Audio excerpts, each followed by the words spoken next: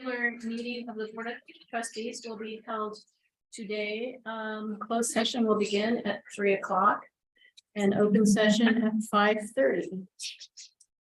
And it says, mine says YCCB, but obviously we meant Columbia. Okay, not at Bluebell. Anyway, this one is closed. All right. What are the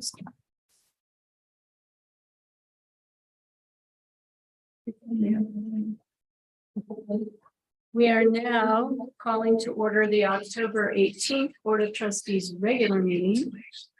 And we need the establishment of quorum from Asiela. So we do have one trustee attending virtually, just for the public's information, and trustee Vice President Richards is attending from the location listed on the agenda in Gulfport, Mississippi. So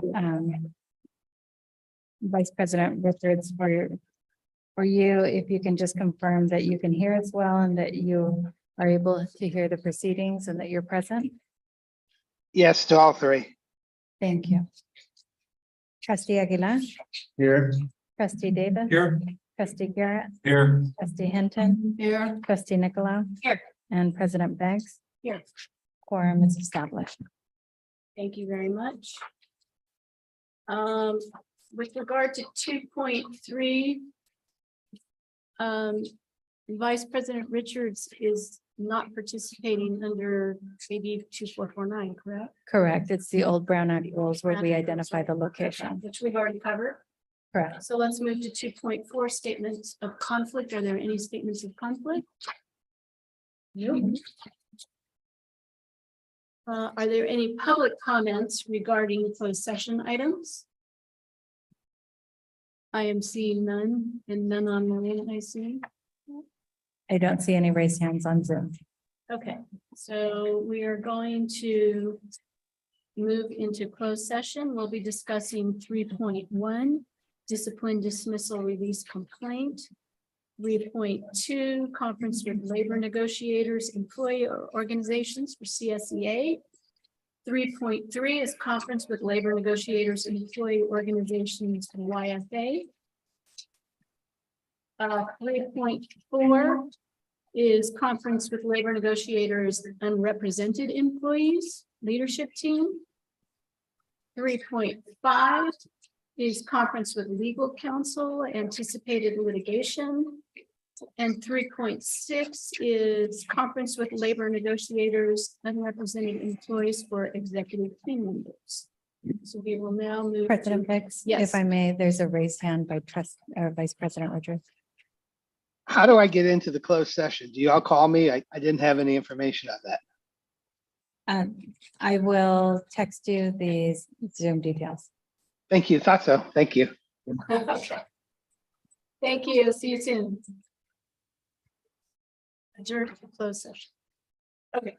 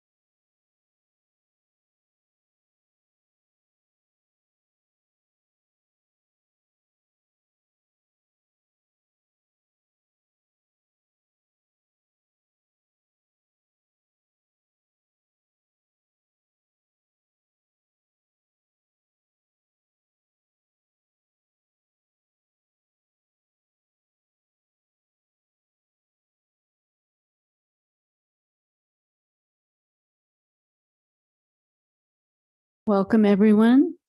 Good to be back here. This is the call to order of the October 18th Board of Trustees regular meeting. I'd like to ask Trustee Antonio Aguilar to lead us in the Pledge of Allegiance.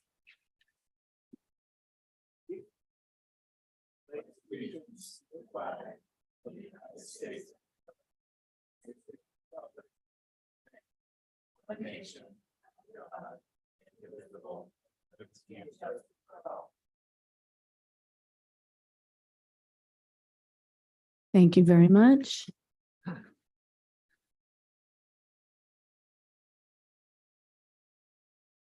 We have establishment of quorum. So we do have one trustee, Vice President Milton Richards, that is joining us remotely. And so Vice President Richards, if you can confirm that you can hear us well, that you were able to hear the proceedings on your end until now, and that you have a copy of the agenda for the meeting. Yes to all three. Thank you. Student trustee-elect Alyssa Samaripa is in the audience, confirming your presence. Here. Trustee Antonio Aguilar. Here. Trustee Don Davis is, may return to this meeting in open session. I'll make note of it if that does occur. Trustee Darren Garrett. Here. Trustee Nancy Hinton. Here. Trustee Jenny Nicolau. Here. And Board President Leslie Beggs. Here. Quorum is established. All right, we are up to 4.4, report out from closed session. In closed session, the board voted unanimously to unilaterally terminate the employment agreement between the board and the vice chancellor for educational support services effective upon 30 days notice. All right, next we have 4.5, the swearing in of the new student trustee.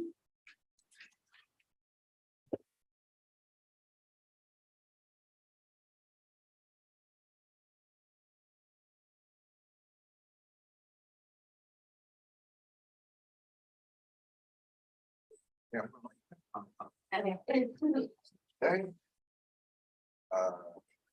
Raise your right hand. Repeat after me.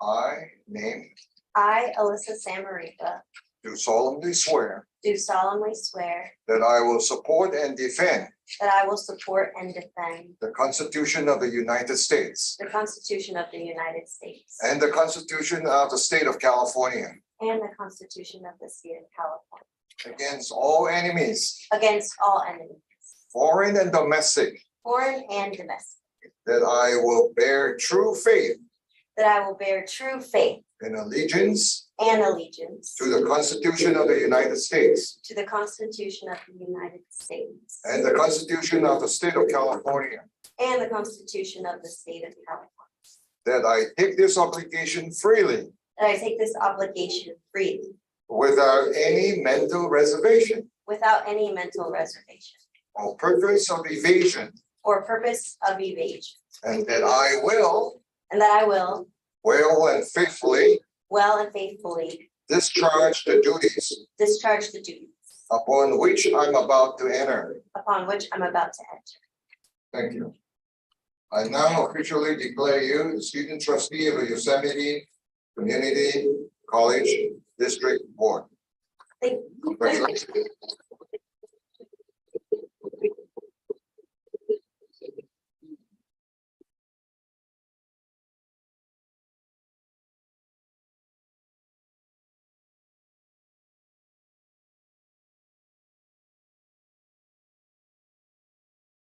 All right, we are up to 4.6, statements of conflict. Do we have any statements of conflict? 4.7, do we have any changes in order of business? 4.8 is public comments. Persons who want to comment on topics not included on the agenda can do so as part of this section of the agenda. Persons who want to comment on agendized topics may do so after being recognized by the board president, and before board discussion on the action item. We ask that you complete a speaker request form in advance and give it to the board stenographer. Individuals are allowed a maximum of 5 minutes per topics, et cetera, et cetera. Do we have any? 4 minutes, 4 minutes. I'm just reading what is in the script. So you just lost a minute. Okay. Do we have any public comment? No? I can't see I don't any. see any raised hands. Okay. So we will go on to the Board Finance Committee report with Committee Chair Darren Garrett. It shocks me to say this, but we did not meet this past month. We are scheduled tentatively to meet on November 7th. But I have a conflict that week. So if we can work on, we haven't met in a while, so I know there's going to be some business that needs to take place. So maybe that Wednesday, Thursday, Friday, the prior week, if that's okay with staff, I'll make any adjustment necessary to have a meeting. And I should reach out to my other fellow committee members without unilaterally making that decision. Milton, are you okay? Yeah, yes, Okay. yes, I'm pretty open that week. Antonio? Okay, we'll make it work. That's all I have. Thank you. All right, 5.2 is the Board Policy Committee report from Committee Chair Nancy Hinton. We will be meeting November 6th at, I know we changed the time, is it 1? I think it's later. I can't remember. Do you remember? Oh, Kimberly is raising No. her hand. Yes. Yes, Kimberly. 3 p.m. 3 Before. p.m. Okay, November 6th at 3 p.m. Come and join us. Thank you very much. All right, we are up to 6.1, a presentation on social media and marketing efforts on student recruitment for Columbia College. Casey's getting the presentation. Would it be okay if we have some of them go first? But the student from the high school, was that the? So do we need to vote and change the order? Or can we just do it? Well, we always like to hear from students, so I say There's let the students consensus. go first. There, she's coming out, so. Great. Wait, but there's. We have. Hello, everybody. I realize I look like a pretty old high school student, but this is the year I'm going to graduate, finally. It's nice to meet everybody. My name is John Smale. I'm a high school teacher at Somerville High here in Tuolumne County. I teach math, robotics, and computer science. My path to education is a little bit different. I worked in the Silicon Valley for over 35 years before deciding to become a teacher. So this is my sixth year in education. But with my background, one of the things I'm really excited about here in Tuolumne County is the opportunity to hopefully inspire students at the high school level and maybe the college level to see the opportunities available to them in STEM careers. So teaching robotics and programming at Somerville High is a great way to do it. But last year, we were approached by Dr. Tran and Columbia College with the opportunity to collaborate together on a very generous grant that was provided to be able to offer a series of summer camps. So in collaboration with Columbia College and Apple Computer Systems and Somerville High, we architected a curriculum for a 3-week camp this summer. It was kind of a prototype to see how it would go the first time round. And we had a good group of students from Somerville High. And what we did in the camp, there were a couple of objectives. The main objective was for the kids to learn the fundamentals of mobile app programming in an Apple environment. There was no experience necessary for any of the kids. We took advantage of some beautiful iPads that were available from Apple, some great training that Apple provided. And so the objective for the kids, learn the fundamentals of programming and then use that to build a couple of different types of mobile apps. The first mobile app that the kids built as part of their camp was a jukebox app. And that's kind of a traditional type app. The second app they built was a mobile game, the Space Invaders game. And that was another takeaway that both the kids had. So without any further ado, I'd like to welcome up a couple of the students that are from the camp and give them an opportunity to show you the two apps that they built and talk a little bit about the technologies they used and the things that they learned in the camp. So I'm going to start off first, and I'm going to invite Deegan Hardy to come up. And he's going to talk with you about an example of one of the jukebox apps that we built. So, welcome, Deegan. Hello, my name is Deegan Hardy. I'm a sophomore at Somerville High, and I attended the week-long Apple App Camp with Mr. Smale as the teacher. During this week, we did many different challenges. We started by just doing the fundamentals of coding and building upon that. So we developed two apps. First, we did a kind of jukebox style app where we uploaded different medias to this app and different songs that we could use on our phone and play. And then second, we did Space Invaders. So I'm going to be going over the jukebox. Is it on there?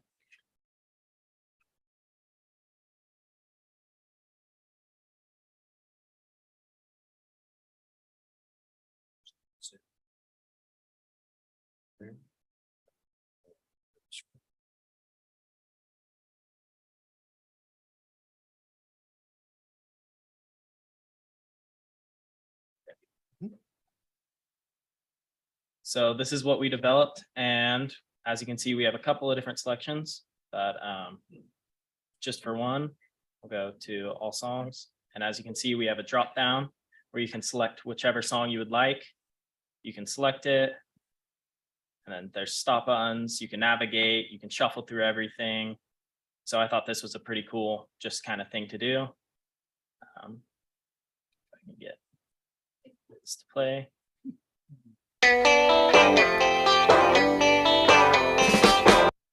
So it just has a little sample. So that was one of the things we did. And then the other thing we did is a game. And I'm going to introduce Elliot Larson to go over this with you guys. Hey, Deegan, before you go, tell them about some of the Apple tools that we use to build yes. the rich media. Is like one of the neat things about this camp is it was a true collaboration with Apple and Columbia in Somerville. And with that, we leveraged all these wonderful Apple tools for building multimedia objects, you know, such as podcasts and songs, but you described it a bit better. So in order to get all these things into the program, we used an app called GarageBand. Basically, you can import songs to it and you can build your own songs in it. So we used that to our advantage in order to get those songs from the internet onto the app.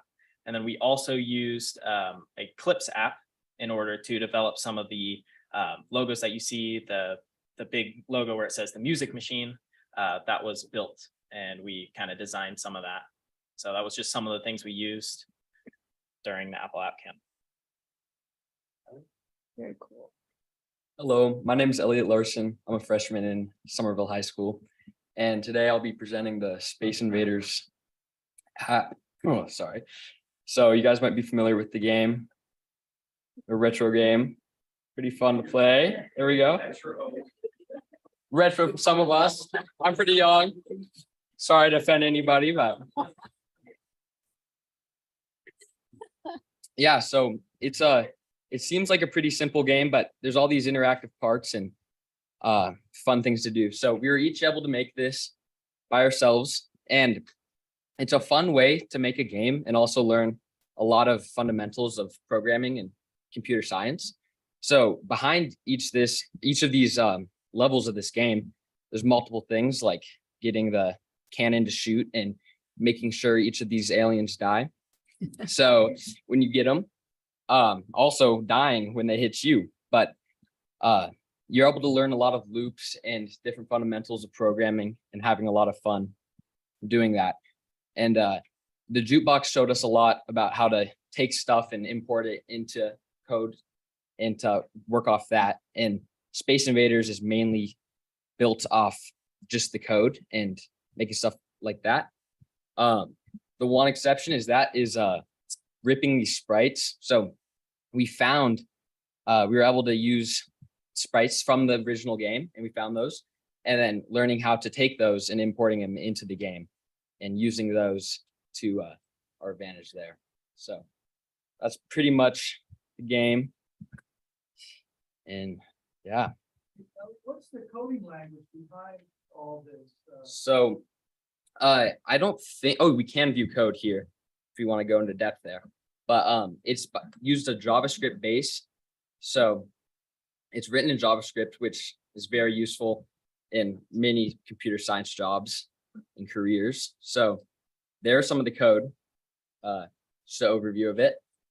And each of these sections we learned about and how they work, but you can also go into blocks, because this camp's for any experience level. So if you turn the JavaScript into blocks, it's very easy to visualize. And then once you get more advanced, you can convert it and start typing it like you would any normal programming thing. Anything to add on that? Well, I mean, that's what makes this so accessible for beginners, is the ability to do the coding in blocks. And for more advanced features, sometimes you move into the text mode. But since, there was no experience required, this was a great environment. And so in 3 weeks, all the campers walked out of the camp with those 2 apps on their phone, which I think was a great accomplishment for everybody. And our hopes, Dr. Tran, I believe, are to do more in the upcoming summers and just keep expanding upon that gracious grant that's been available. So that's a little recap of our 3-week summer camp. And does anybody have any questions they might like to ask about us? Yes. Where did you hold the camp at? Was it here? Was it high school? Yeah, it was on the campus, and it was just phenomenal. It was a beautiful room. Lunch was catered and breakfast for the students every day. As part of their experience here on the campus, we had a wonderful tour around the campus to inspire students and learn about the computer science offerings here at Columbia and Modesto.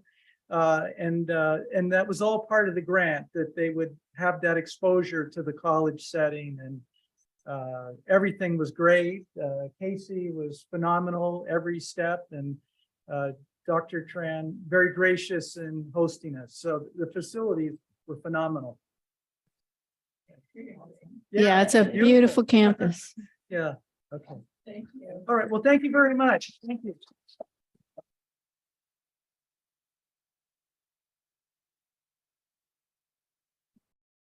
So now we're back to 6.1.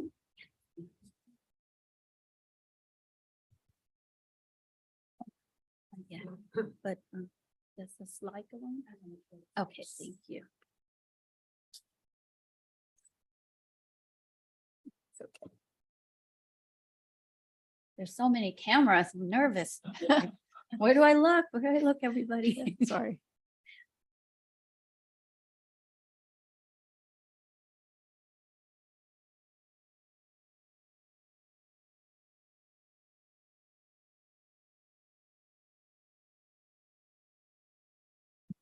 All right. So good evening, everybody. Thank you so much for joining us here at Columbia College.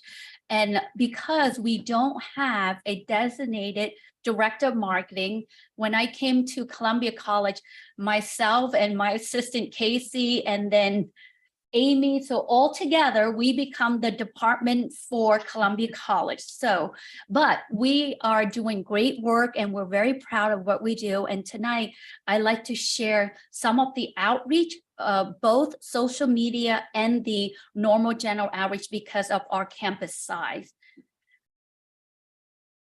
The next slide. Or do I hit enter? Okay, first. So when we came, I came here in March 2022, And immediately we realized that we have to get tighter with the community. We have to work with the community. And therefore, immediately our team went and talked to the newspaper, which is the Union Democrat. And from there, the partnership really blossomed in terms of the number of advertising, number of stories that we do with the Union Democrat. So as soon as we had the graduation, they feature us graduation.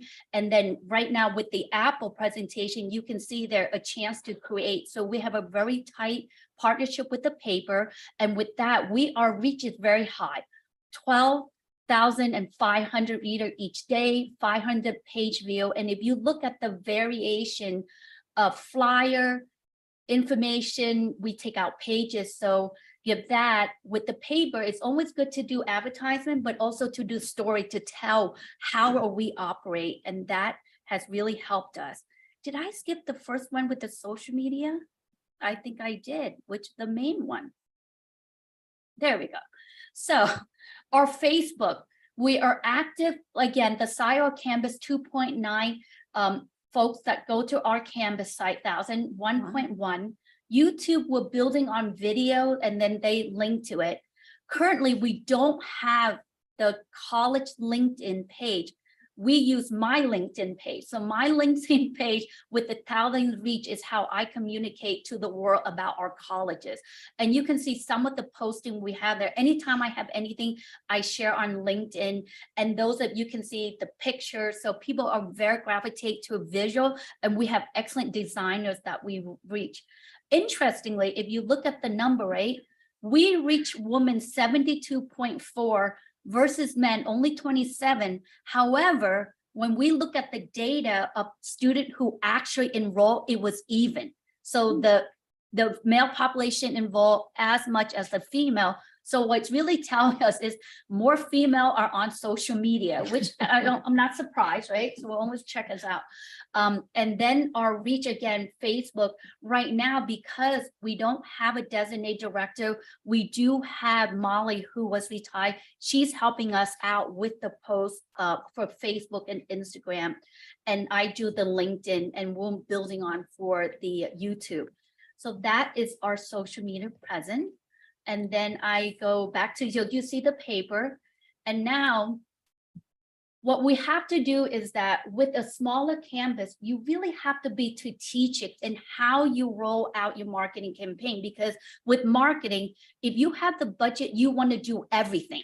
If you don't have the budget, you want to make sure you tackle every revenue at one time. So it's the constant message that people get used to it. So you're going to wonder, say, wow, Lena, how come I keep saying workplace balance, right? So the idea is that when we came, it was April, and we have to prepare for summer. So what does people think when they think summer? We want them to play, but we also think to work.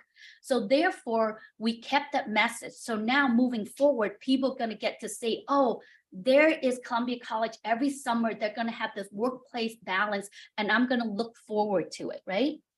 But in addition to that, how we really strategic scheduling is we look at our high school, Somerville, our partners here.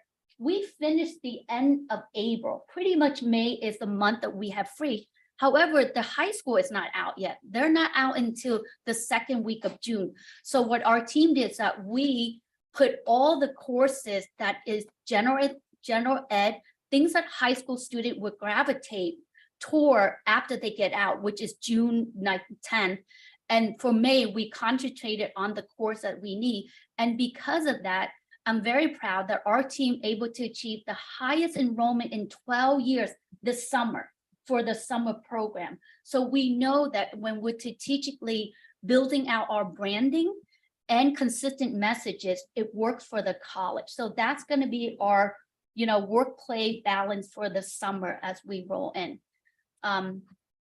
So in addition to that, as you can see, general campaign. So how we approach is every semester we kick off for the fall semester, we do a big wide postcard that we sent to all the county we serve. And on that, we have a message such as explore, dream, learn, achieve. So people kind of expect that.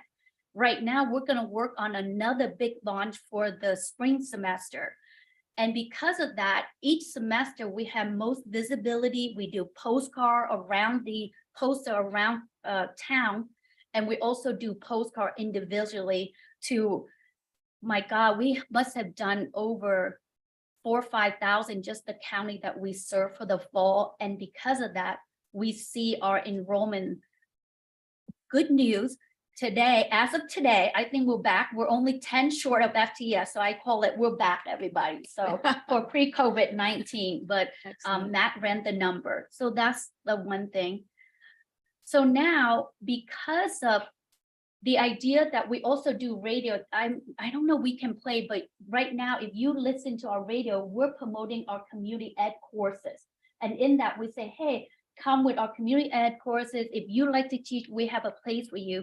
We also interview students, say, why is Learn Achieve possible? So we really gear our radio, our poster to our message on the postcard. So it's consistent every time we speak in that term, right?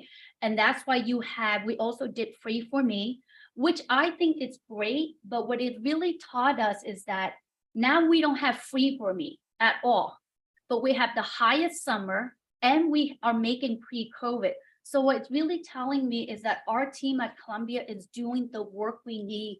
The students are here because of the services we provide and because the excellent education and the instructional service that our students are able to get. I think that's a great motivator for us to realize that sometimes people need free, but quality and how you really serve a student, that's what they're coming back. So in general, it's greater reach, greater branding, greater frequency, greater enrollment. So ideally, if we have endless marketing, we continue to reach out and break it up into different population. So next slide, where did it go?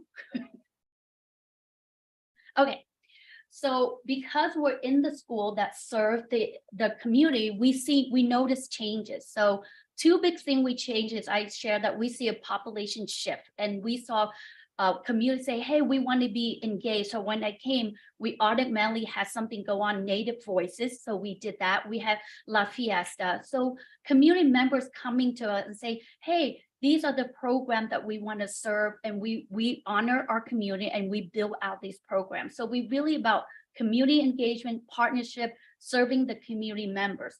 But at the same time, the nice thing about marketing is sometimes you wait to get data, but sometimes you don't have the data. You can only go by predictive data.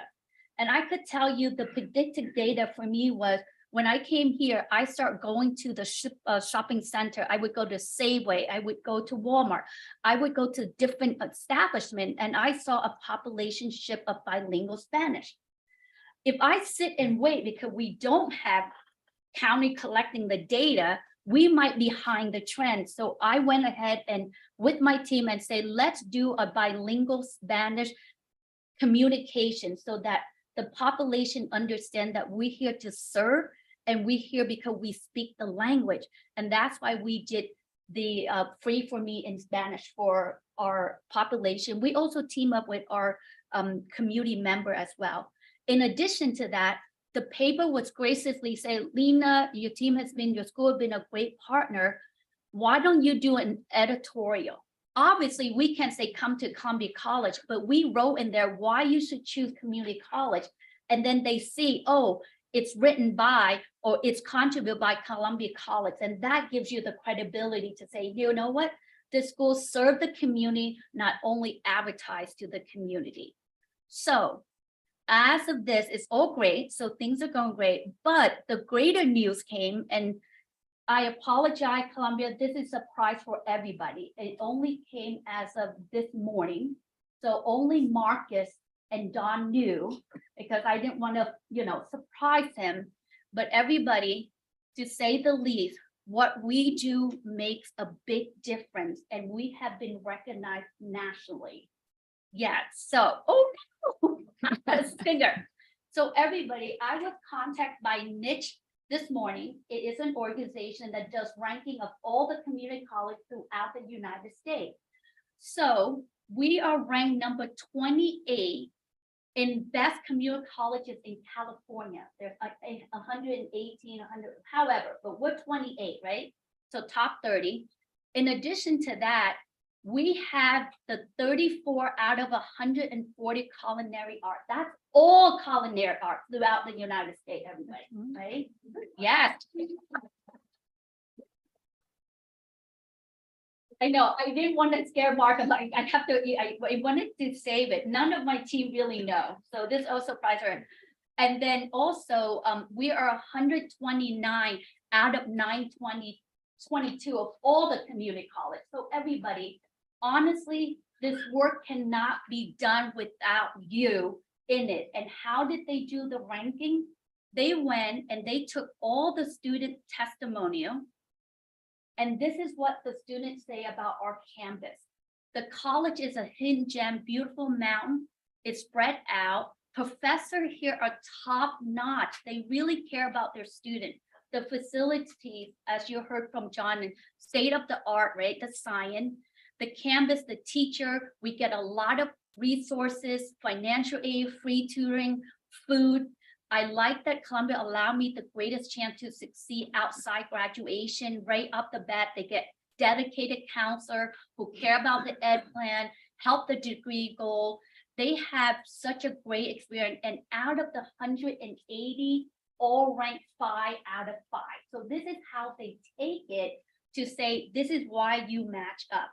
So knowing me as the marketer, our next goal is we're going to take this and we're going to approach the, you could say the academy or the grammar of all community college, which is the Aspen. We want to be in the Aspen Award, in the running of the 150 best community colleges. But I think based on all this ranking, it's a good story for Columbia College. So on that note, sincerely, I thank every day, everybody, everyone coming in and really doing the best you can, because this testimonial was all within the last year and 6 months.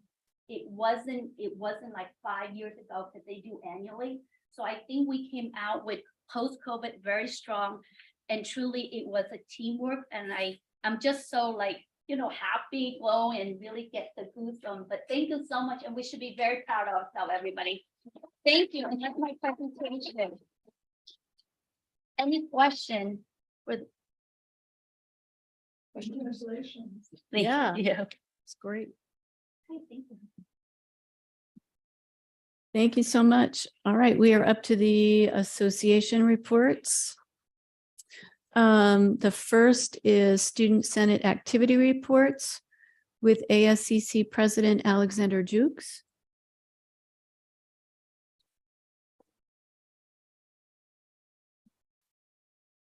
Good evening and hello, everybody. My name is Alexander Jukes, and I am so excited to introduce myself in person for the first time as the ASCC president.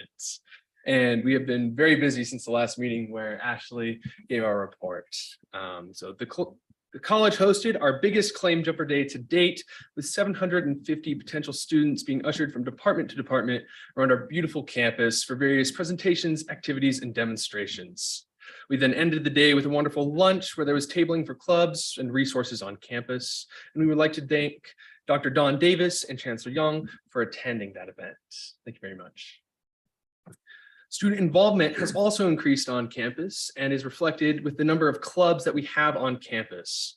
Our current active clubs that we have are the Yarn Club, the Dungeons and Dragons Club, our River Ecology Club, Chess, Bananas, and Inkling Club, Chess Club, Gender Sexuality Alliance Club, and the Forestry and Natural Resources Club, with more to come. Our first club event was held by the GSA, and where they tabled just outside those doors over there for National Coming Out Day with cookies, face paint, and flags. This week, the ASCC is currently holding a Spirit Week with dress-up days, as well as planning for the Halloween activities following this month. This semester, we have partnered with the Office of the President on several items, including organizing a campus-wide costume contest and a trick-or-treat event where all the different departments on campus will be judged on their Halloween decorations. We're excited to see all the creative costumes and decorations. And the AACC has also partnered with the president's office to support her open office hours once a month with free snacks for the students.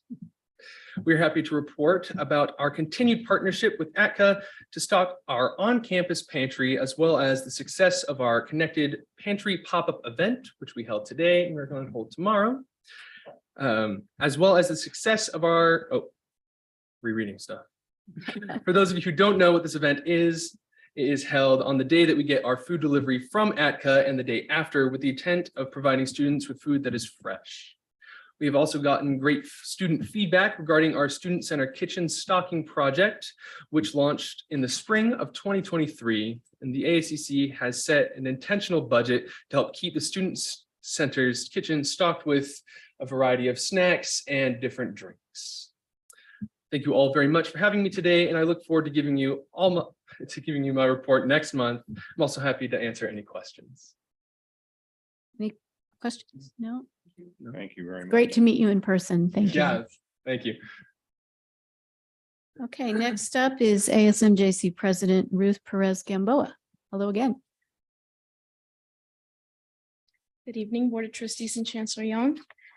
So I would like to reintroduce myself. I do acknowledge that we have a new student trustee. Welcome to the team. So my name is Ruth P. Perez Gamboa. I serve as the Associated Students in Modesto Junior College President. I'm in my second year at MJC and I'm a business administration major. So I've been with ASMJC for now 1.5 years, I believe. So just to go into my report, it is my pleasure to be reporting from our sister college, Columbia College. President Tran, you have an amazing campus. Thank you for the hospitality that has been extended to us. ASMJC has not slowed down since last we met. We are continuing our work on Spooky Night, which is our community haunted house event, which we will be holding on our West Campus in the Mary Stuart Rogers Building on October 30th from 6 p.m. to 9 p.m. Please feel free to join us and bring your families along. On Friday, October 6th, our associated students were officially sworn into office. This was a very special moment, so we decided to make it an experience as opposed to just an event. Following our swearing ceremony, it was decided that families would join our Senate meeting, giving them the opportunity to see the students in action. Giving this opportunity was very important to myself and to our team. It was a great opportunity to look up and be able to see my parents, call a meeting to order, and just see the pure joy of being able to see myself in action and also our team. This was a great opportunity to be able to hear how proud my parents were of myself, and the experience was crucial to our team's experience as they were being sworn in officially for the first time, especially for our newer team members. On October 14th, ASMJC volunteered at MJC's 40th Annual Hispanic Education Conference. I had the privilege of giving a welcoming speech along Pirates Pantry student assistant Jonathan Madrigal. It was truly a one-of-a-kind experience. I would like to thank Jonathan Arias, our Pirates Pantry Program Specialist, and Alyssa Nelson, our DOCU Ally and Comunidad Program Specialist, for the opportunity to play a role in the welcoming crew for HEC. This coming week, MJC will be holding our football homecoming game on our East Campus. ASMJC will be doing a t-shirt fundraiser, so please come by and join us in supporting our Pirates. On the 26th of October, we will be heading out for our annual Seesaw Conference, which will be held in San Francisco this year. We are excited to network with all of the associated students across the state, and I would just like to take a moment to introduce our team that is here with us today. So if I could please point at our Vice President, Hernandez Loza, Director of Political Development, Rodriguez, and then Senator Chávez. I am excited to network with all of the associated students across our state. And then also I hope to see ASCC there also networking alongside us, and have a wonderful evening. Yes, we also did bring along some HEC stickers for all of our board members and our chancellor as well, so enjoy those. Thank you. Thank you very much.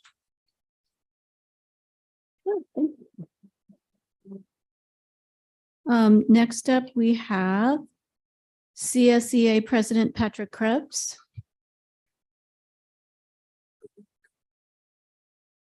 Welcome. Hello. Good evening, President Biggs, fellow trustees, and Chancellor Young. A special welcome to the new student trustee. My name is Patrick Krebs, and I have the privileged to speak to you tonight on behalf of CSEA Chapter 420. I wish to inform you that Amy Lovett has accepted a promotion as interim administrator at MJC and stepped down as president of CSEA Chapter 420. On behalf of CSEA Executive Board and members, I want to thank Amy for her service in CSEA leadership and the passionate work she devoted to serving the classified professionals at YCCD.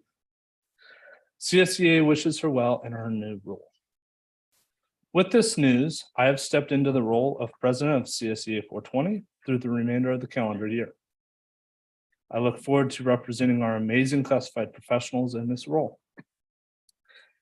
Members of CSEA 420 began accepting nominations for our chapter's 2024 leadership this month and will continue next month to then elect next year's executive board.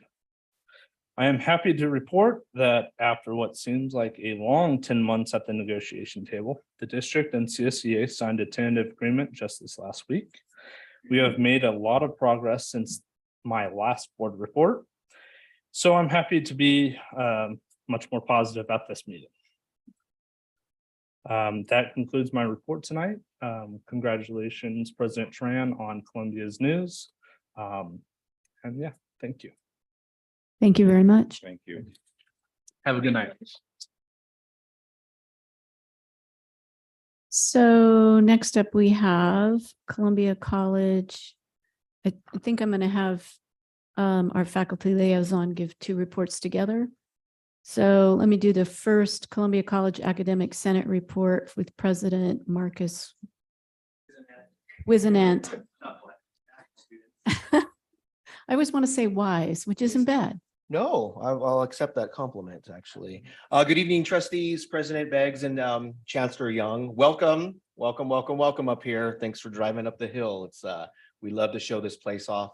I'm Marcus Wisenant. I'm the Academic Senate President for Columbia College. I have the honor of being the faculty voice. I also have the privilege of being hospitality management instructor to a great program. Wow, that was amazing. So I got to tell our students about that. Just a quick rundown on what's the faculty has been doing as a faculty voice. We've been working on faculty hiring proposals. They've been completed and they're in the hands of the deans and the vice president, and we are waiting anxiously on the decisions and where we're going to go out with that. We have a jam-packed Friday Senate meeting on Friday. We're going to be doing the first reading of the ICER, so a shout out to Colin and his team for that.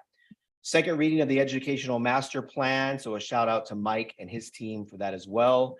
I'm sure there's going to be some questions and some other things that we need to clear up. Another exciting thing is the second reading of the shared governance participation and grant applications. As we all know, Lena is out there hustling, and we're just trying to have a little bit of a procedure of when these grants do come up, making sure that the key players are in the room and all of that. But we do appreciate that money that Lena's getting for us. We're also having a resolution to have Lana, past president, Eric, vice president, and myself as president to stay on for another academic year. We'll be talking about that. So I have asked to be academic, Trevor, I've asked to be academic senate president for the 24-25 year. We feel that the 2-year terms are actually a lot better because we can get some business done. You're kind of learning the ropes. And then all of a sudden it's like, well, you're done. So, you know, you're building relationships and all of that. We're going to be discussing the board policy 2410. Vice President Andel will be handling that. This is it's turned into an interesting conversation, 2410. Thank you, Alan, for bringing some stuff to our Senate floor as well. So we're looking forward to that. So we got a couple of things as the faculty voice.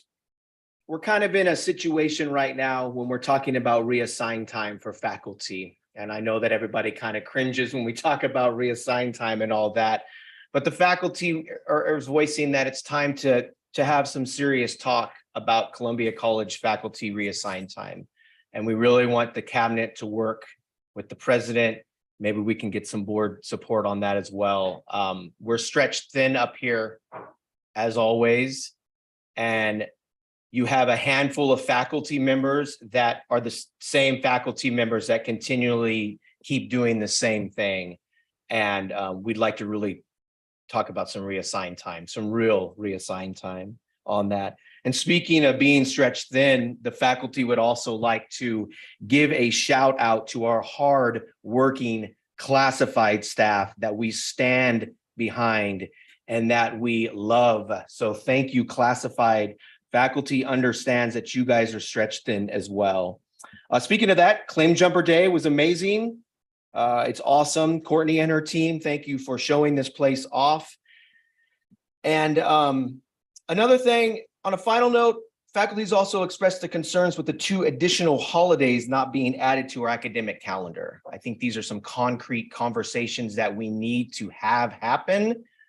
And maybe it's time for us to stop viewing our district through some Eurocentric viewpoints, right? Thank you. Thank you.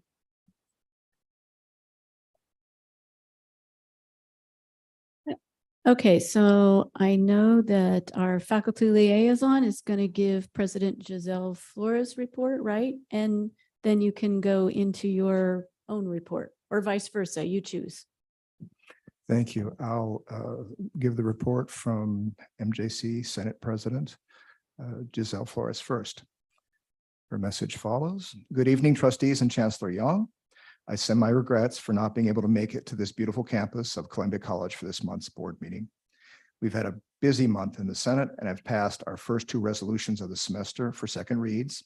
Resolution FA23A, resolution in support of classified Senate and FA23B, adding disability to MJC's student equity plan, both passed with unanimous support. We're happy to announce the appointment of Dr. Jessica Brennan as our faculty CCAP coordinator to further support the connection and sharing of information between MJC faculty, administration, and our community high school partners. Additionally, we've agendized a variety of discussion topics, including a discussion of the importance of observing Indigenous Peoples Day and Cesar Chavez Day as part of our academic calendar. Faculty responded with several comments, and the overall sentiment was to enthusiastically encourage the board to maintain the recommendations of the calendar committee and honoring these 2 days on our calendar, as it sends a positive message to our commitment to knowledge and respect of the culture of our students within the Indigenous and Latinx communities.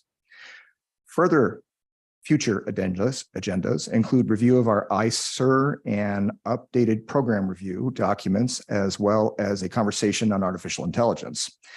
We also look forward to hosting common reading cohorts and new faculty Fridays once a month to support our large cohort of new faculties, continuing to build connections and access professional development opportunities. Finally, in conclusion, we have accomplished a lot and have a lot more to do this semester. I'm looking forward to reporting on these accomplishments at the next month's Board of Trustees meeting. This concludes my report for this evening. And with the board's permission, I'll follow up. First, I want to offer commendations on the follow-up to an issue I brought up in a previous meeting, the planned termination of hosting for faculty websites. At this point, the date for doing that has been moved to some weeks after this semester ends. And in the meantime, faculty members are being given the technical support for transitioning to replacement websites and greater use of Canvas capabilities. In my case, with a little help from my friends, my replacement website is complete and ready to be beta tested by students who know more about such matters than I do. Having the necessary conversations in governance and making use of the considerable expertise among the faculty, to mention one person, Professor Mike Smetshammer, among others, means that once again, we should be ending up with a new normal better than the old normal. Further commendations. I wish to commend ASMJC President Gamboa and her team for partnering with the MJC Civic Engagement Project and the Democracy in the Public Space Project for the Constitution Day observance.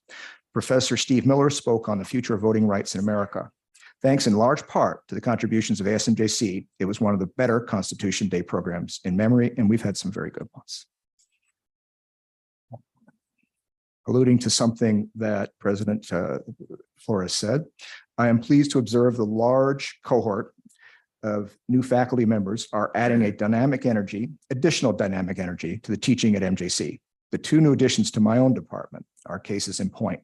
They're excellent teachers. One, my former student, is becoming another one of my tech consultants. When I observed the other one teaching a class, I definitely picked up some valuable ideas for my own classes. Finally, I'm looking forward to the upcoming meeting of the Board Policy Committee, where faculty representatives, among those of other constituencies, are invited, sincerely invited, to join the conversation and are clearly welcomed and engaged. That concludes my report. Thank you. Thank you very much.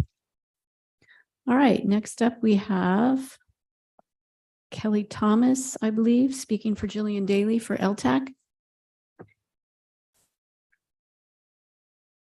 Good evening. Nice to see everybody here and in person. My name is Kelly Thomas, and I'm the director of the Columbia College Child Development Center. So I spend a lot of time on that campus, and I love to come over here and see all my people. So I'm happy to be here. So I'm here to give our report on behalf of our leadership team, and we have been busy working on internal equity and inclusiveness and communication. So we are really focusing on a goal that was suggested to us by an external consultant and really bringing the leadership team together to help with some things that I'll discuss here. And we're just really brainstorming and really excited that we are having the all staff training on December 18th. We've missed that get together. So we're looking forward to seeing everybody down in Modesto. Leadership members play a very important part, as you know, at both Modesto Junior College and Columbia College. We make strong community connections, as you've heard previously tonight. We strive to build rapport with all of our colleagues, classified, students, and our community. And we want to welcome, always welcome, and support all of the people that are the leaders in their new roles, and also new roles or new to the district in general. With increased numbers of interim positions and new leaders, we are still really proud of the work that we continue to do as we all learn and strive to work together for our campus communities and always keeping student success at the front. So we have reached out to HR and the Leadership Team Advisory Council, and we're gathering information, as well as all leaders need to keep an eye out for an email. We have a survey that we're going to create so that we can work together to help with the turnover that we've been seeing, and just to strengthen our leadership team and keep consistent with the professional development, which we know is so important. I do have a few facts just to touch on it, and then we'll follow up at the next board meeting. But we do have 9 members, 9 managers are currently in interim positions. And then we have, it's broken down by year, but it's not quite certain, but we've gone from in the year 2022, we have 35 new managers and 10 interims. And then last year we had 44 managers in new positions, including 3 interim. And then this year, 9 new managers and 4 interim. So we're getting there. And that's why we feel it's so important to just keep that professional develop going and just, get stronger. Great things are happening. And like I said, we will gather more information on that for the next meeting. Again, claim jumpers, record-breaking numbers goes hand in hand with Amy and the Promise program, in which we had the largest enrollment ever. So to see all of the youth on campus and them getting that experience, you can see it's just coming full circle. And so we hope that to continue with that. And I have to give a shout out to facilities and groundkeepers, the backbone of our college. I mean, I just they are so important, and they have been shorthanded too, and just left and right. They're keeping my program going and the whole campus. Like, I got to thank Joe, who blew for the children. He kept our yard clear, but the whole entrance to the college, like, that's a lot. So I want to thank them because they're always behind the scenes, and I needed to give that shout out. Thank you so much for your time, and thank you for all that you guys do for YCCD. Thank you. Thank you.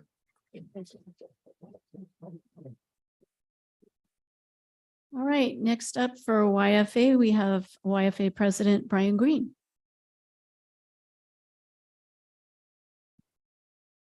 Thank you. Good evening, trustees, President Beggs and Chancellor Young. It's terrific to be back at Columbia College for this month's board meeting. I'd like to thank Scotty and all the media and IT folks for making this happen. I know it was a lot of work to get it done, but it's so good to have everybody back up here. And yes. And we look forward to being back on the quarterly meeting cycle going forward. So I really appreciate that. I would like to congratulate Alyssa Samaripa on her election as student trustee. Over the years, I've had the good fortune to work with several of the student trustees, and YFA looks forward to continuing that tradition with you. So congratulations again. It's very exciting. I'm once again pleased to report that the district and YFA negotiations teams have made progress on a number of items since my last board report. We've agreed to numerous cleanup language changes proposed by the district and adopted an updated form for establishing class capacities. Last night, YFA sent clean versions of 2 more articles, 17 and 23, that we reached agreement on at the table last Friday. Once the district team has had a chance to review for accuracy, we anticipate being able to finalize those in the coming days. An additional 2 articles, Articles 11 and 16, are also close to being finalized. We're working with HR to better understand some internal existing practices so that we, on a couple of key points, that we can incorporate some of that language if needed, but we hope to be able to finalize those soon as well.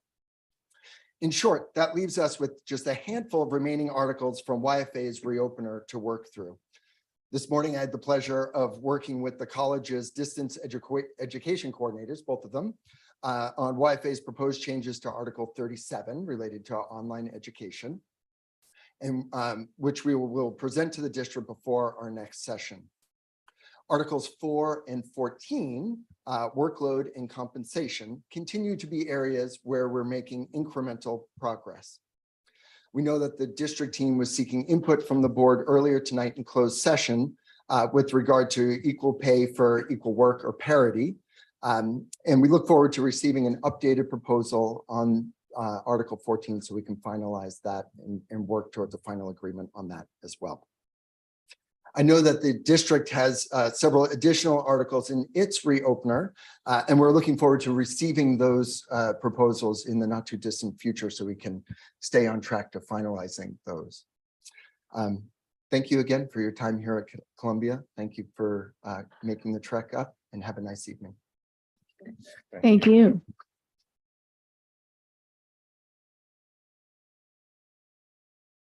All right, next up is our chancellor. Thank you. I'd like to invite Dr. Tran to share with us a report on Columbia College. I think I said a lot tonight, but just 3 more items that the college is really working hard on our ICER. So we got together last Friday, but I do want to publicly acknowledge and thank our Vice President of Student Services, Melissa Raby, who really took the helm, went in the next day and start working and get the process going. I know that took a lot of hard work. So I want to say thank you to Melissa. In addition to that, after my report, we are bringing community ed back, and we have a beautiful brochure. So I like to, leave it with the board. And really, Abby Sunday just came in and say, you know what? I'm going to do this. I'm committed to it. And she went 110% all over community ed. And our classes this weekend, actually, they're going to the Winchester Mystery House in Silicon Valley. All our classes has been booked with wait lists, especially the wine classes. But again, just to show that, it's a beautiful environment with wonderful people in the community that really just want to see Columbia do well. And when we put something out, they embrace it. But as a leader and working with the team to know that each of the team are also committed and not committed to work hard, but generally enjoying. This is what I enjoy to do. And they really go above and beyond. So we want to share that with you. We sent out. And then lastly, everybody works so hard, but I think that I really recognize that sometime as a leader, you always want to say, hey, let's do more. We can do more, right? So I'm so thrilled when Courtney, I say, Clam Jumbo Day, let's make it big, Courtney. And Courtney, like, keep in touch every step of the way. And again, she would walk in as tired as everything. Everything's good, President Tran. We're good. Everything is set to go. And I just want to recognize, and it really brought the whole campus together to say, hey, the students are back and they want to be here. And it is led by her new role as the director. So it was a great win for the college, but it also set a role model for the college and the community that when you have a dedicated staff, because outreach is so important, making students feel welcome is what get the student done and move on with a journey in their life. So Courtney, on that note, thank you so much, because I know that it's hard work. It's literally labor, like seriously. So that concludes my report. Thank you.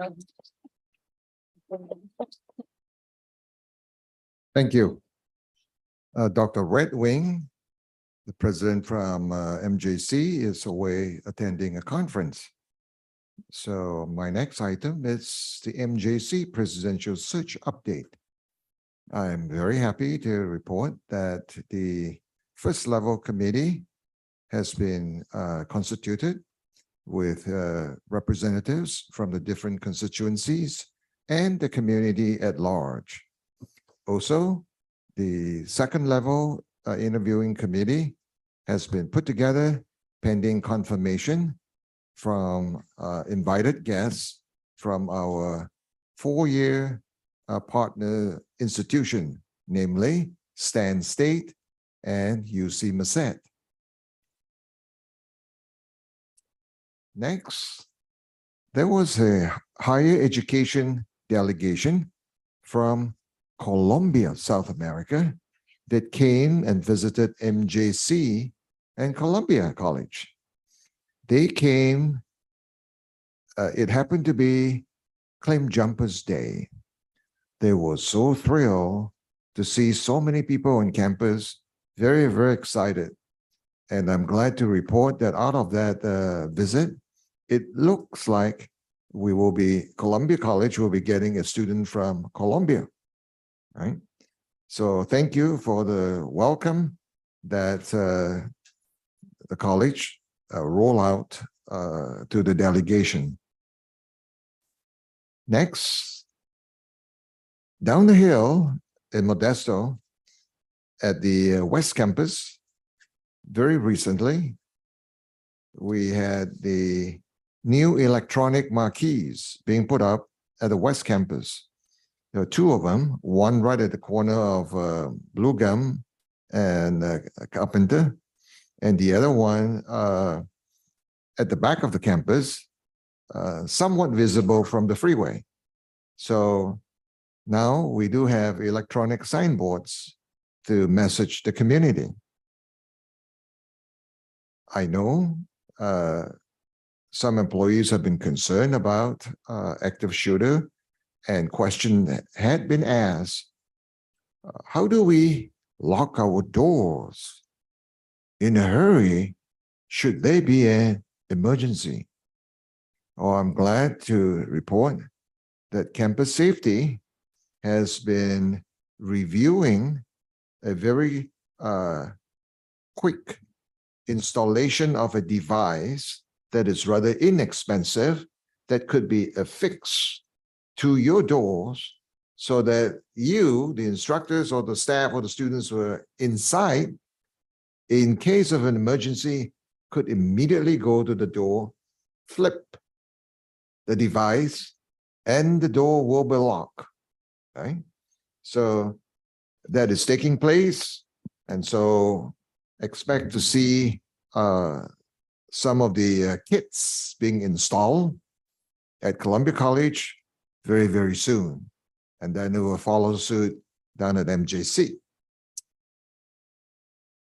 Last but not least, both colleges have invested a lot of money to purchase laptops because both colleges believe it is important that our students have access to laptops and computers, as laptops and computers will help them get the work done and allow them to take online classes. However, we do understand that we have students who live in areas without internet access. I'm very pleased to report that both colleges have also invested money to purchase hotspots for loans to students so that while they can get a computer, laptop on loan, and they're missing the connection, it doesn't do them much good. Right, so now we're providing the connection. So I want to thank the two colleges for making the decision to go in that direction. That concludes my report. Thank you. Thank you very much. Next up is 6.5, which is provided for information purposes. It's the travel report. 7.1, the recommended action is that the Board of Trustees approves the consent agenda, which is items 7.2 through 7.6. And yes. I do have one correction Yes. to the personnel list on 7.6, item 7.6. So the first retirement listed on page 1, there's a correction to the years of service. It is 25, not 24 as listed. The department and college are also, I'd like to correct, the department is Career and Technical Education, CTE, and the college is Columbia College. Thank you very much for the correction. And I will turn it over to Trustee Garrett. So I believe Pam Guerrera Schmidt is with us tonight. So I don't know if you want to have any words, but Pam lived through with all of us, you know, COVID and getting used to Zoom and being the Academic Senate President for Columbia College. And I just want to thank you for not only adjusting with all of us with the Zoom experience, but doing a phenomenal job in your role as Academic Senate President, as well as 25 years of service, Professor of Child Development in our CTE department here at Columbia College. And as I say, I wish you all the best in your next endeavors, because I doubt very seriously if you're just going to quote unquote fully retire, you're going to take a sigh of relief and then get back into your next adventure. I just know it. So thank you again, Pam, for everything that you've done. Next, Pedro Mendez, 29 years of service, Dean of Career and Technical Education at MJC. Pedro is leaving us to accept a position with Delta College in the same capacity. And I want to thank him for everything he's done for our institution. And I wish him all the success in doing the same thing at Delta College. Cameron Pavar, if I get that right, 26 years of service, instructor of mathematics, School of Science, Engineering, and Mathematics at MJC. Boy, we hate to see these professors go. It's hard to replace them, but in that capacity, all the students, and I'm one of them, math was not my forte. So I'm sure that Cameron had a lot of students like me that needed a lot of special assistance, and I'm gonna commend the individual for 26 years of service in that field of mathematics, and wish them well in retirement. Adrian Peak, 18 years of service, Professor of English, School of Language Arts and Education at MJC.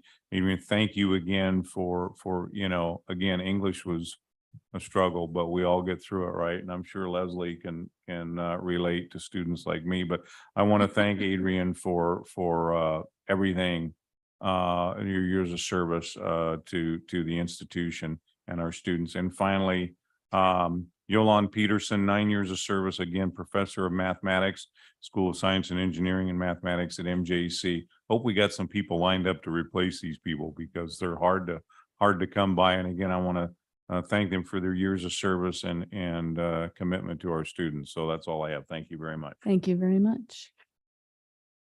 All right.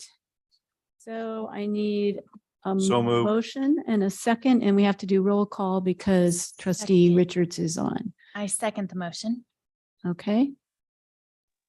And there he is. Trustee Aguilar.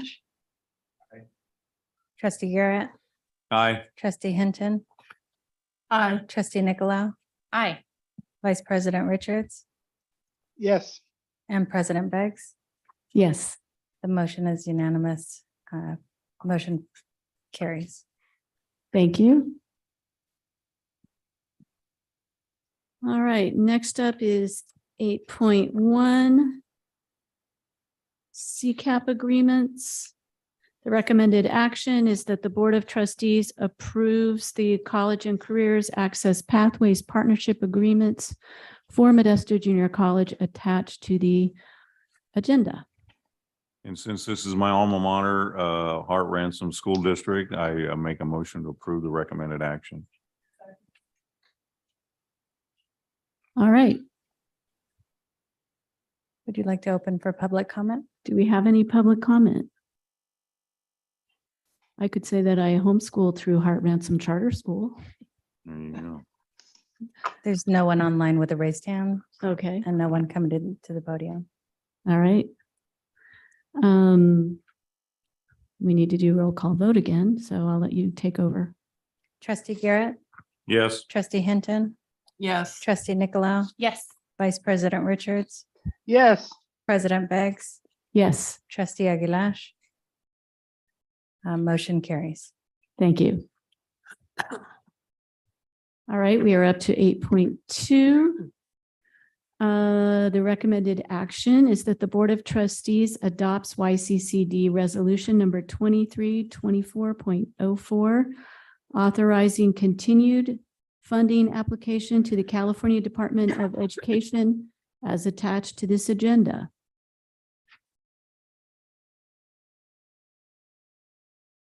This is for the Columbia College Preschool Program Contract and Pre-Kindergarten and Family Literacy Support Contract. So moved. So moved. We have a Okay, I got three-way that tie. in, Oh, we'll give it surround to, sound. we'll give it to the tourist on Zoom there. We'll give it to Dr. Milton Richards. okay, who Very gets, good. Nancy is on the second. Roll call vote.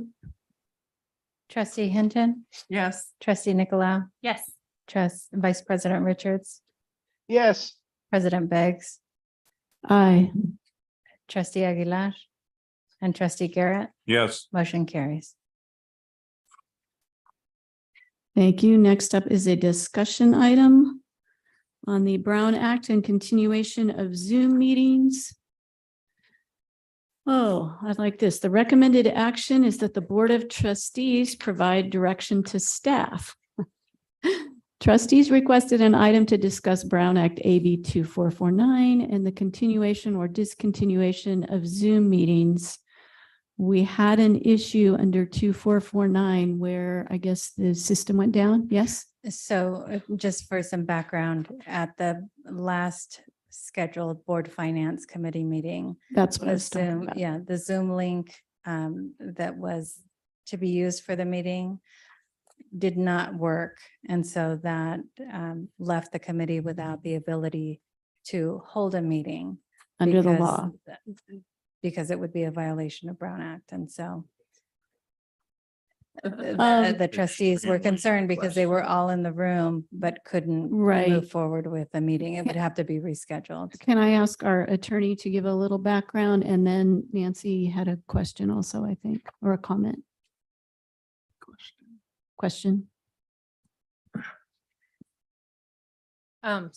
Some background on the requirements. The issue around between disruptions. 2449 and the regular way that we have done this in the past. If there's a disruption, If there's a disruption that does not allow the public to participate. So for example, On if the Zoom. internet goes down, or perhaps your technology here stops working, then no action can be taken until the public's ability to participate is restored. Thank you. So comments, That thoughts? answered my question. Oh.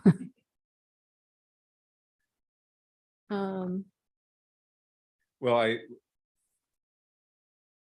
think we made a choice, so to speak, that coming out of post-COVID, that this board adopted the philosophy of we wanted to get back to, physical contact, holding meetings in public. And we're really not doing that. And, the issue of the board finance committee meeting, we got staff, we've got business that has to be taken care of. And we basically just got shut down. And now all that business, gets put on hold. And that could happen at a regular meeting of the board or any other board business. We could, shut down and we're stuck. So I think that for me, we just need to go back to doing what we were doing before and fully adopt what we believe in, which is going back to face, and nothing prevents us from going back and holding meetings like we were before, where you can phone in and be present. So. Okay, I do have a question now. With what he's saying, can't we have it both ways? I mean, can we have Zoom, but because people are able to come in public, we have staff there in public and everybody's there, so the public can still come and participate, but some may not be able to, so they go on Zoom. Why would it be shutting everything down because of Zoom if they have the possibility of still participating? Is that possible? You mean if they have the ability to participate in person? Yes. Because of the way the law is written, if you offer the remote public participation option and that is disrupted, then the entire meeting, well, no action may be taken. So even if people can attend in person, you've already provided that remote participation option. Then I agree with Darren, and we just go back to pre-COVID. Let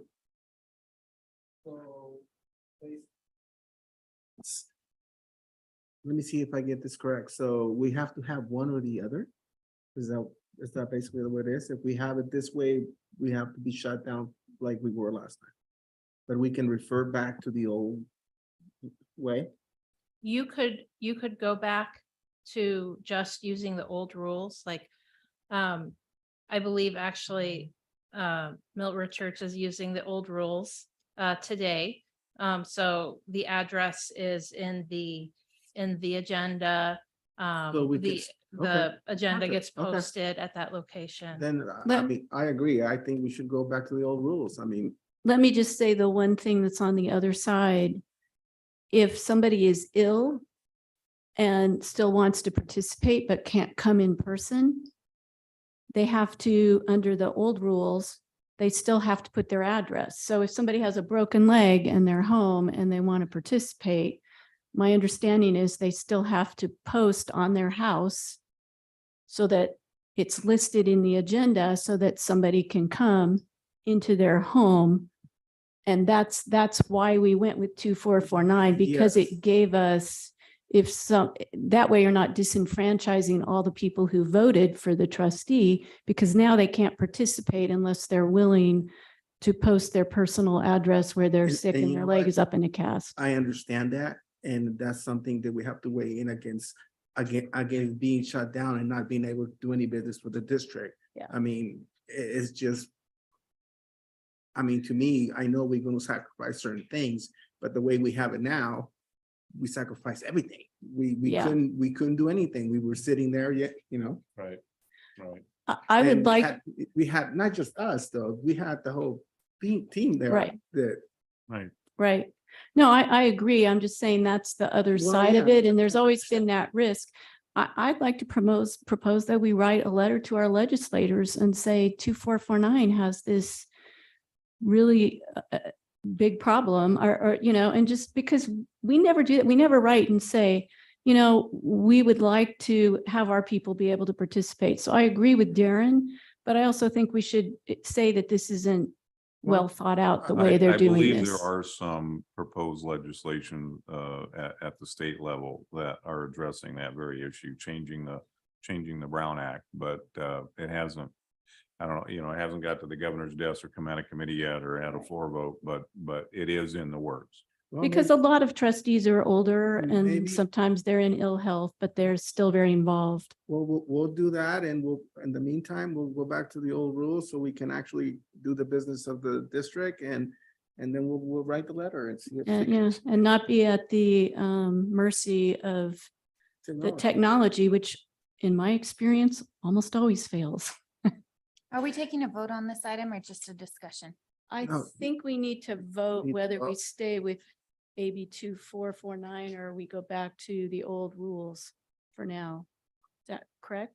Right? See, I was under the impression that Dr. Richard was not going to be able to do that in the old rules, but if he does that, then, I mean, then I don't have any really concerns after that, so. Yeah, because he was able to post at the hotel. Well, I've been in a situation where the hotel said, we don't have any space available for you and you cannot post.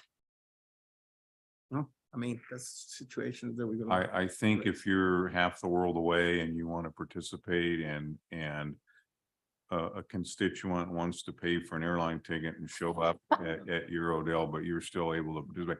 My issue also is this. You look at, and you brought it up with technology. The old rule, you can phone in.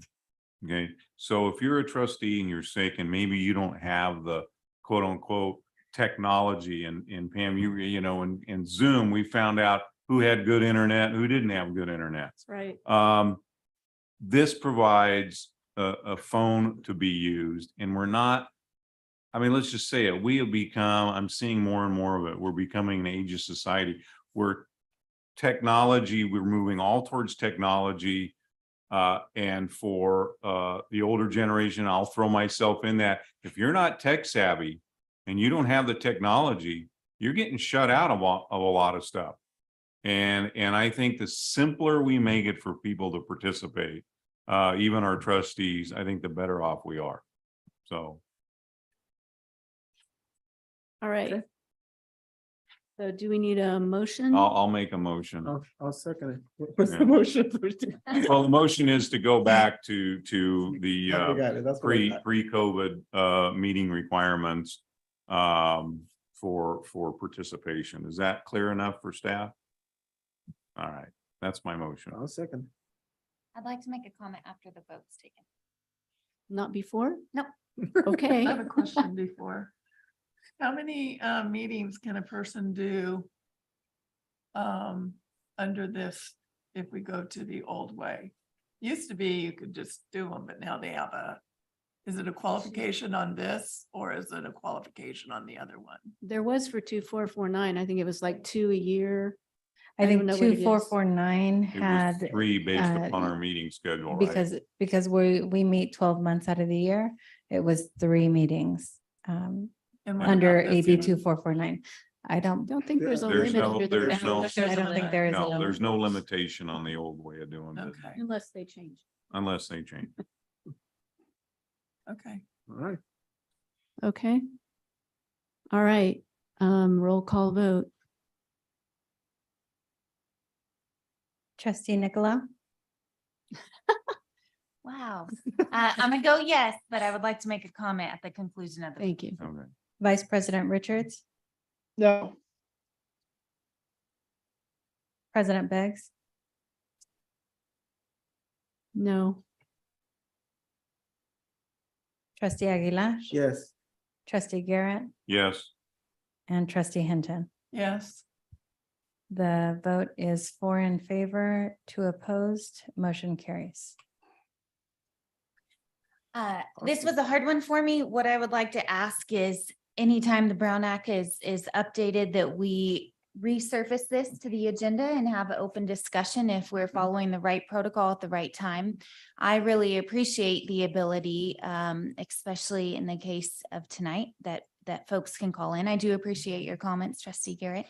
But in my mind, we shouldn't base our decisions around the fluke of what ifs, right? And I think we just did that. What if technology fails us? I think we'll be flexible in all cases. We just voted to say, let's go in person because we think technology will fail us. And I don't think that's sound reasoning. I'm fine with this for now, but I do think it needs to be revisited. Yeah, and when you think about it, we've been doing this for 3+ years. That only That's happened right. one time. That's right. Well, it was not a what if, it was come from a situation, the actual situation that happened. Yeah. Yeah. So. Historically, but I'm sure we have some statistical people who can run the statistics of how many times No, it no, did serve well, us. Yeah, but we're just So I would going like off, to revisit it. in the we're just future. going off Yeah. what happened to us and the situation. So it was not a what if, it was a conclusive situation that we couldn't do anything. Yeah. So. Yeah, we're always trapped by what California dictates. All right. Okay, so let's go on to 8.4. The recommended action is that the Board of Trustees approves the 2023-2024 MOU regarding salary and benefits between the Yosemite Community College District and the Leadership Team Advisory Council attached to this agenda. So moved. Second. Roll call vote or discussion. Do we need discussion? No, let's do a roll call vote. Vice President Richards, Yes. President Beggs, Yes. Trustee Aguilar, Yes. Trustee Garrett, Yes. Trustee Hinton, Yes. Trustee Nicolau. Yes. The vote is all in favor. Motion carries. Thank you. 8.5 is the recommended action that the Board of Trustees approves the attached 2023-2024 tentative agreement regarding salary and benefits between the YCCD and CSEA Chapter 420, pending successful completion of CSEA's ratification process. So moved. Second. Second from Antonio. Roll call vote. President Beggs, Yes. Trustee Aguilar, Yes. Trustee Garrett, Yes. Trustee Hinton, Yes. Trustee Nicolau. Yes. Vice President Richards. Yes. The vote is 6-0. Motion carries. Thank you very much. We are up to 9.1. Unless I've skipped a page. Request for future board agenda items from trustees. 8.6. There was Oh, an I did. See, I 8.6 knew. added. I skipped it. I see don't it. have it on my I don't either. green sheets. Right here. I'm It's I'm the, actually missing a page. ACCT 2024's Associate Committee interest. That's some- And it's the Board of Trustees submitted a letter of nomination from the governing board supporting the appointment of Dr. Milton Richards to an ACCT committee. I'll make that motion.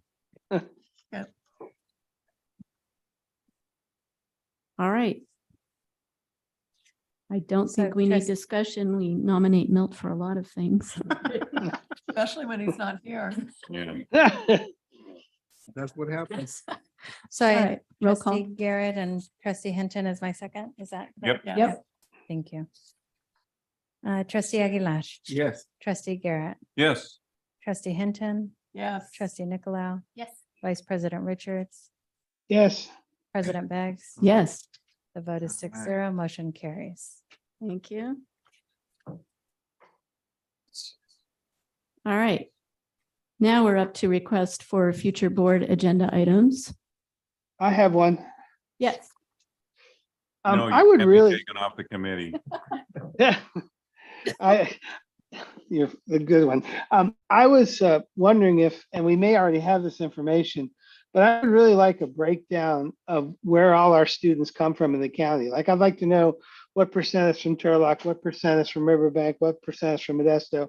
And that could just be an information item, but I'd really like to know what that is, what those breakdowns are. All right.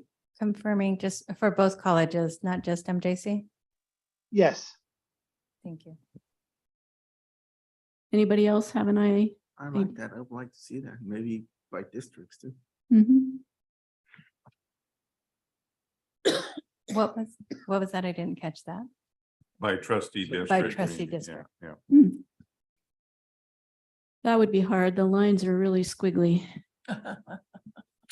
Okay, next up are comments from the Board of Trustees. And yes, I was going to ask, oh, yeah, I actually have one. I really want to compliment Dr. Tran and her audiovisual staff, because this meeting for me has gone really smoothly. And I know we didn't have this capability before, so well done. excellent. And I would like to ask our new student trustee to introduce yourself. If you don't mind, tell us a little bit about yourself and your background. Hello, everybody. Thank you so much for having me. I'm very, very excited to be here today. And I also wanted to say thank you to Graciela for kind of just giving me a quick rundown on how all this goes. This is my first introduction into formal meetings, and I'm just very excited. So my major is accounting. Yes, I am a returning student, and I have finished quite a bit of my general ed already, but at the time when I was going to school, I didn't know what my major was. And now I have a clear idea of who I am, what I want, where I'm going. I'm a mother and I'm a local, and I love this campus. And like I said, I'm just very, very blessed to be here today. So thank you for having me. Thank you. Welcome. And nice to meet all of you. Welcome. Very well. Okay, Jenny, you're up next. No comment. No comment. No comments? Yes, Antonio. No comment. Not today. Not today. No. Nothing from me. What? Okay, well. Really want Oh, something. no, thank you. That's okay. So I'm just going to make a couple. We were all at a conference. It was very interesting. And there were some sessions of things that I'm going to share with the other trustees. There was one on apprenticeship money that's available from the state. And I thought apprenticeships was something that a lot of our trustees are really interested in. And there was also a great presentation on a mobile classroom that they use to take out to rural areas. This is in Flint, Michigan, but we have a mobile classroom at MJC too. So I'm really looking forward to presentations on that. So it was very interesting, and I will share more information with other trustees later. So I think that is it. We do not have to go back to closed session. And although I could arrange something, Antonio. Just for Antonio. Yeah, just for Antonio. So our next regular meeting of the Board of Trustees will be held on November 8th, 2023, back at MJC. Closed session will begin at 3 and open session at 5:30. And we are adjourning at 7:13, and we're very glad to be back here. Yes.